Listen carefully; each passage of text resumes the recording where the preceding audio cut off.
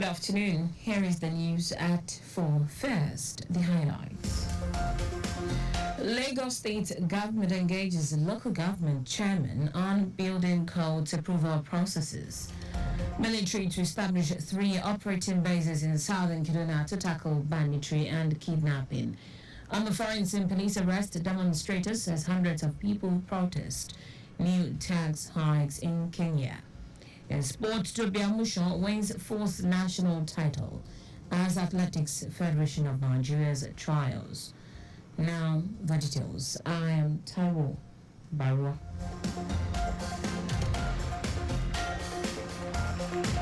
Lagos State government, through the State Building Control Agency, LAPCA, has charged the government at the grassroots level across the state to adhere strictly to building codes and approval processes in the built environment.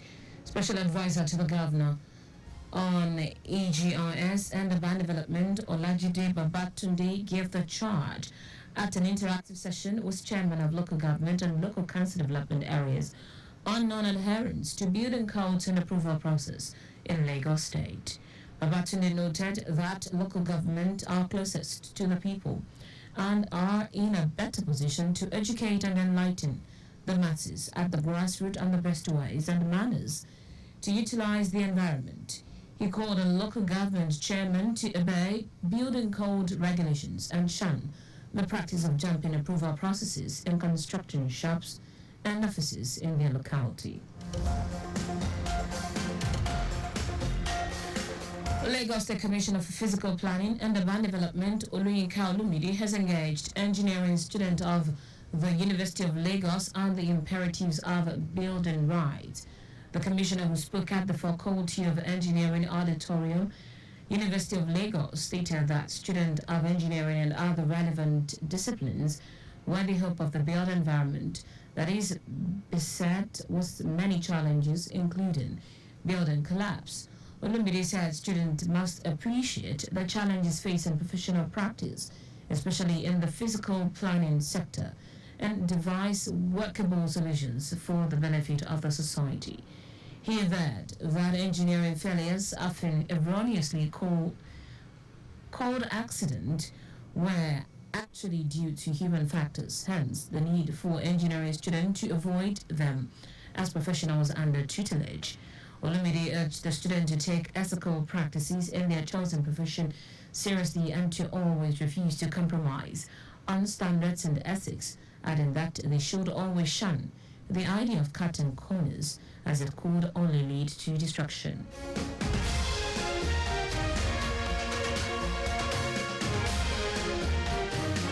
The Nigeria Civil Aviation Authority (NCAA) has declared that the Nigerian airspace is safe and secure.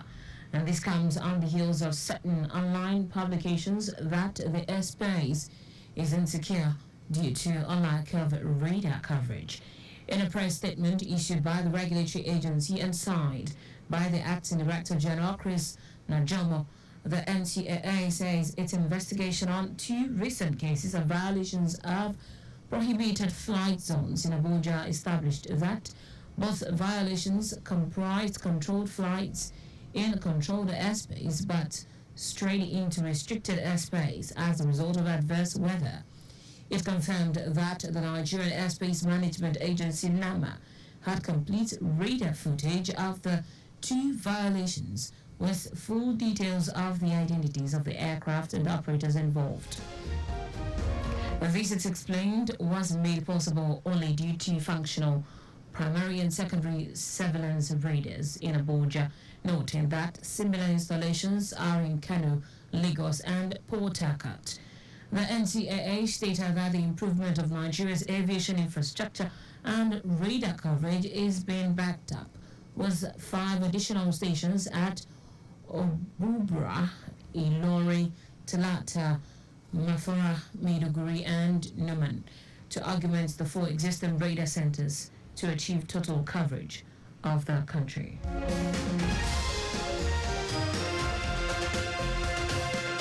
And now to the rest of the stories. Kaduna State Governor Uba Sani has hinted that the military will soon establish 3 new forward operating bases in southern Kaduna Giwa and Beni Gwari local government areas as part of effort to combat the menace of banditry, kidnapping and other related security threats bedevilled the state. The governor who gave the hint during a meeting with members of the Kaduna Elders Forum noted that the presence of more military men in the frontline locations will enhance security and consequently enable farmers to have access to their farms without fear. Sani said the state government has stepped up efforts to secure Kaduna, adding that the only way this can be sustained is by collaborating with relevant security agencies.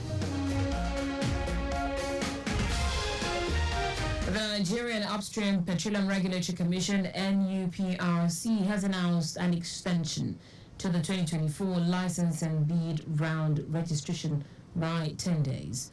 The Commission's Chief Executive Officer Benga Komalafe said the extension is to allow interested investors to take advantage of the expanded opportunities.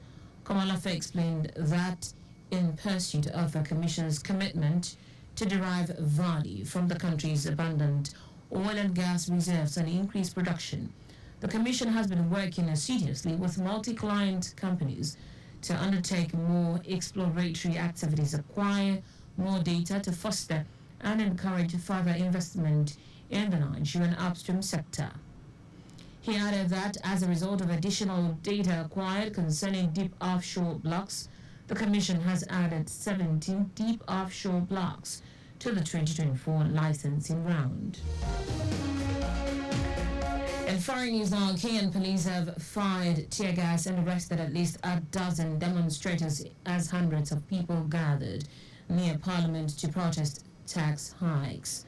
The East African economic powerhouse has struggled with a cost of living crisis, which critics say will only worsen under the levies laid out in a bill due to be debated in Parliament.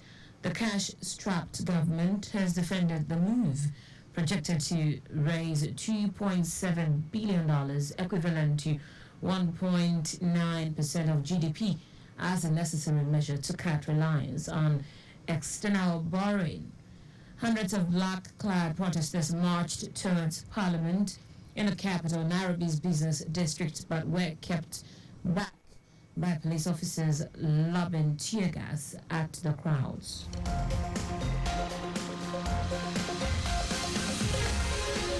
In sport now, world record holder in the women's 100 meters hurdles, Tobi Amushon, has claimed her fourth Nigerian title at the Athletics Federation of Nigeria's national trials at the Samuel Ogbemudia Stadium in Benin City. Amushon powered through to finish line at a time of 12.78 seconds ahead of Adalbi Tabugo, who finished second in 13.33 seconds. The event will be used by AFN to pick athletes for the Paris Olympics, the Africa Champions to be held later this month in Cameroon, and the World Under-20 Championship in Lima, Peru, from August 27 to 31. Although Amushon had qualified for the Olympics, she executed her race smoothly in Benin City to defend her title.